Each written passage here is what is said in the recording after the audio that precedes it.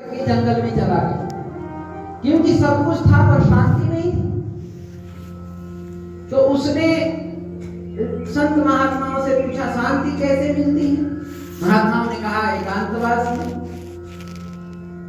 न चेद्रस्य सुखम राजन न सुखम चक्रवर्ती न सुखम मुनिर एकांतवासी न। जो भगवान का भजन करते हैं उन्हें शांति मिलती है। तो मन में विचार किया कि मैं भगवान का भजन करूं और देखूं क्या वास्तव में मुझे शांति मिलती है। भगवान का भजन करने जंगल में गया, बड़ा शांति प्राप्त हुई, बड़ी शांति मिली उसको, और वो इतना मगन हो गया कि भजन करते करते भगवान का नाम लेते लेते भगवान को प्रकट कर लिया। अब शांति भी मिला, आनंद भी मिला, भगवान भी मिले। तो उसने कहा कि क्यों ना मेरी प्रजा को भी भगवान को मैं प्राप्त करा दूं। राजा होने के नाते धन दौलत तो मेरी प्रजा के पास है ही है, पर भगवान की प्राप्ति भी मैं प्रजा को करा दूं।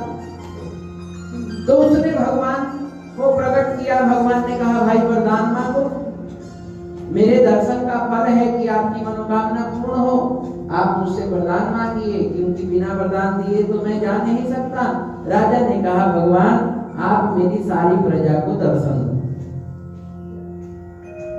मैं चाहता हूं कि आपका दर्शन मेरी सारी प्रजा को हो, और जो आनंद, जो शांति, जो सुख आपके दर्शन से मुझे मिला वो मेरी प्रजा को भी मिले। भगवान ने कहा, सोचा ये तो बड़ा कठिन काम है, तुमने तो तपस्या की तो मैं तुम्हें मिला, अब प्रजा तुम्हारी तपस्या करती नहीं है तो मैं कैसे मिलूंगा? उसने कहा, मुझे नहीं पता, आप मेरे पास आ गए, मुझे वरदान देने को कह रहे हो, मेरा यही वरदान है कि आप मेरी प्रजा को दर्शन दो। भगवान ने कहा, ठीक है, कल इसी समय सबको लेके आना, मैं सबको दर्शन दूंगा। इतना कह के भगवान अंतर ध्यान हो गए। राजा वहां से चले, गांव में आए, नगर में सूचना दे दी कि कल प्रातः 10 बजे मेरे साथ सभी जंगल चलेंगे भगवान का दर्शन करने के लिए। भगवान सबको दर्शन दिए, सब बड़े प्रसन्न हो गए। महाराज भगवान सबको दर्शन दिए, सब आगे आगे, राजा पीछे पीछे, प्रजा चल पड़ी। अब आगे आगे राजा, पीछे पीछे प्रजा, राजा और प्रजा के बीच में भगवान ने क्या किया कि स्वर्ण की मोहरें बरसा कर दी, स्वर्ण की मोहरों की। सबने देखा भी इतना धन, इतना सोना तो कभी राजा के खजाना में भी नहीं होगा, हमने देखा ही नहीं। उसमें से आधे लोग जो है वो लग गए सोने की मोहरें उठाने, खजाने में। जो पीछे थे, जो आगे थे, जिनको नहीं लोभ हुआ, भगवान के दर्शन करना चाहते थे, उन्होंने कहा, अरे भाई हमें भगवान का दर्शन करना है, ये मोहरें जो है वो मत उठाओ।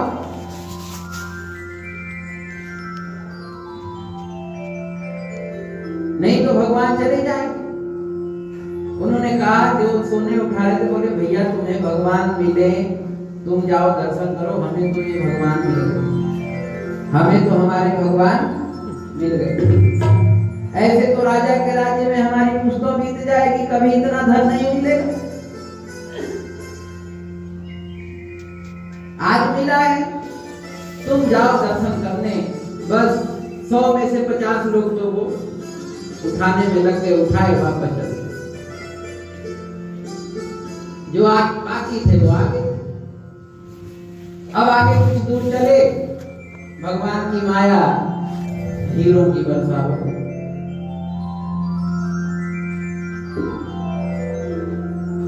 ओ बड़े बड़े हीरे की चट्टानें जो हैं एकदम चमचमाते हुए कोहिनूर हीरे, वो सारे लूटने लगे। राजा ने देखा, रे क्या कर रहे हो मूर्खों, भगवान चले जाएंगे।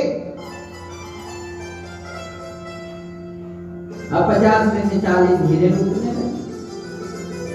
महाराज भगवान के दर्शन आप भी करो, हमें तो भगवान मिल गए। वो हीरे उठाए चल दिए वहां से। जो 10 थे वो आगे बढ़े, इतने में देख रहे हैं कि बस हीरे जवाहरात, सोने चांदी, अमृत की वर्षा होने लगी। कोई अंजलि करके अमृत पी रहा है, कोई हीरे उठा रहा है, कोई अप्सराएं ले रहा है। अंत में सब के सब उसी में व्यस्त हो गए।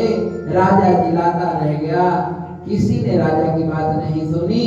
सब वहां से अपना अपना लेकर के, सब अमृत पी करके, हीरे जवाहरात लेके, सोने की मोहरे लेके, अप्सराएं लेके चले आए। राजा अकेले बचा, भगवान के पास पहुंचा। भगवान ने कहा, रे प्रजा कहाँ है, कहाँ है प्रजा? मैं तो 1 घंटे से खड़ा हूं दर्शन देने के लिए। राजा बोला, महाराज आप धन्य हो,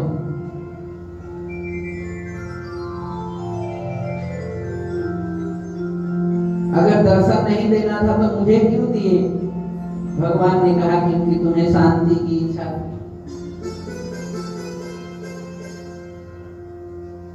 मैं दुनिया में सब कुछ मेरी माया दे सकती है, पर शांति तो मैं ही दे सकता हूं। तो जिसको शांति की इच्छा हो वो मेरा तप करे, मेरा नाम ले, मुझे प्राप्त करना चाहे, आनंद जिसको चाहिए वो मेरे पास आए।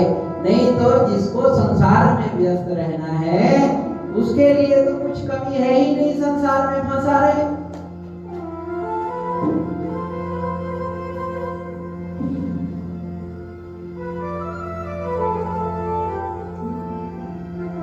जिसको ईश्वर से काम है उसको तो ईश्वर अवश्य प्राप्त होते हैं, और जो इन माया में फंस गया, प्रपंच में फंस गया, फिर तो मुश्किल है। रहते हुए भी पास में नहीं देख पाएंगे, हृदय में रहते हुए भी नहीं अनुभूत कर पाएंगे। यही माया का सबसे बड़ा प्रपंच है, सबसे बड़ा जाल। कुटुंब परिवार सुख